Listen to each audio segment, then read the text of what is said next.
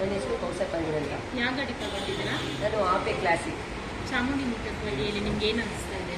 First time ನಾನು ಬಂದಿದ್ದೆ Chamundi Motors ಹತ್ರ.